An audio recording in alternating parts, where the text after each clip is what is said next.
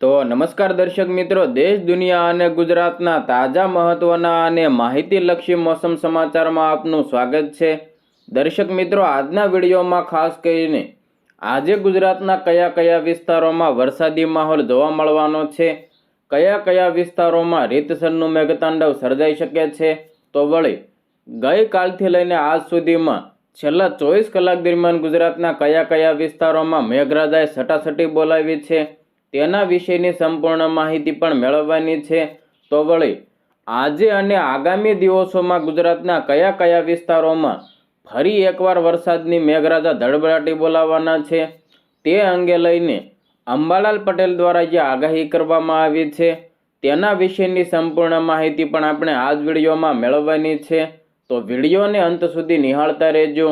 વરસાદને લગતા આવા સમાચારોની અપડેટ સૌથી પહેલાં મેળવવા માટે અમારી ટ્રેન્ડિંગ ગુજરાત ચેનલને સબસ્ક્રાઇબ કરી લેજો.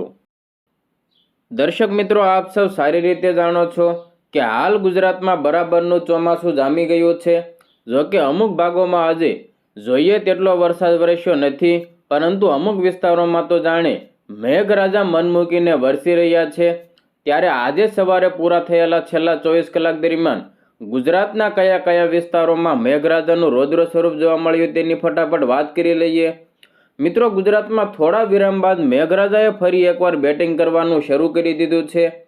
રાજ્યના મોટાભાગના વિસ્તારોમાં હળવાથી લઈને ભારે વરસાદ પડી રહ્યો છે. ત્યારે છેલ્લા 24 કલાક દરમિયાન ગુજરાતમાં પડેલા વરસાદની જો વાત કરવામાં આવે તો રાજ્યમાં 111 તાલુકામાં નોંધપાત્ર વરસાદ પડ્યો છે. જેમાં 24 કલાકમાં નવસારીના જલાલપોરમાં રાજ્યનો સૌથી વધુ 5.75 ઇંચ જેટલો વરસાદ પડી ગયો છે. તો નવસારીના જલાલપોરમાં રાજ્યનો સૌથી વધુ 5.5 ઇંચ જેટલો વરસાદ પડ્યો છે. Gujarat state emergency operation centre Gandhinagar દ્વારા જાહેર કરવામાં આવેલા વરસાદના આંકડા પ્રમાણે 19 જુલાઈ 2026 સવારે 6 વાગ્યાથી લઈને 20 જુલાઈ 2026 સવારે 6 વાગ્યા સુધીમાં છેલ્લા 24 કલાકના સમયગાળા દરમિયાન 111 તાલુકામાં વરસાદ નોંધાયો છે. જેમાં સૌથી વધારે વરસાદ નવસારીના જલાલપોરમાં પડ્યો છે. મિત્રો, ગુજરાતમાં છેલ્લા 24 કલાક દરમિયાન 111 તાલુકામાં નોંધપાત્ર વરસાદ વરસ્યો.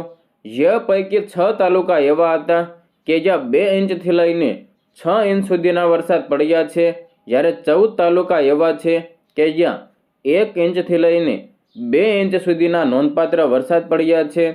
છેલ્લા 24 કલાકના સૌથી વધારે વરસાદના આંકડા ઉપર એક નજર કરીએ તો સૌથી વધારે નવસારીના જલાલપોરમાં 5.75 ઇંચ, નવસારીમાં 4.8 ઇંચ, પારડીમાં 3.82 ઇંચ, પલસાણામાં 3 ઇંચ, ચીખલીમાં 2.48 ઇંચ અને મહુવામાં 2.17 ઇંચ જેટલો વરસાદ પડી ગયો છે.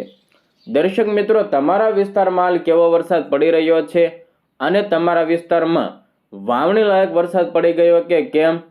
ગુજરાતના અમુક વિસ્તારોમાં હજુ વાવણી લાયક વરસાદ થવાનો પણ બાકી છે. તો તે ગુજરાતના કયા કયા વિસ્તારો છે તે કોમેન્ટ બોક્સમાં તમારો મંતવ્ય જરૂર જણાવજો.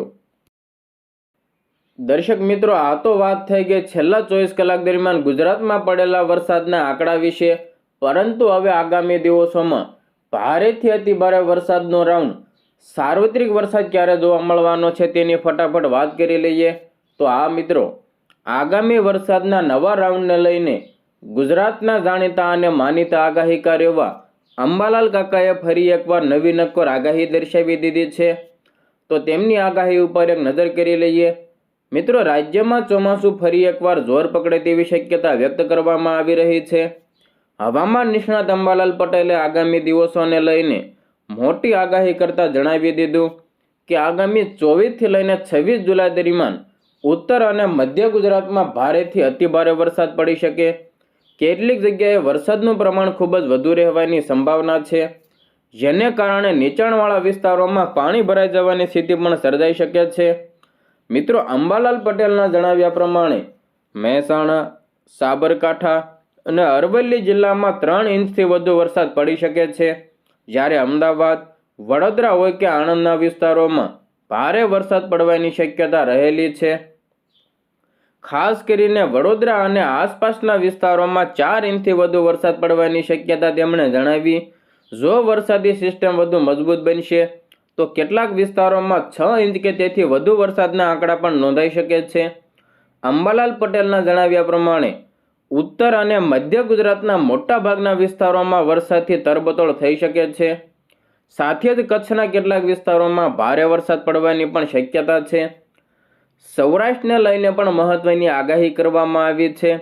મિત્રો, ઉત્તર સૌરાષ્ટ્રમાં હળવાથી મધ્યમ વરસાદ પડી શકે તો ક્યાંક ભારે વરસાદની પણ શક્યતા છે.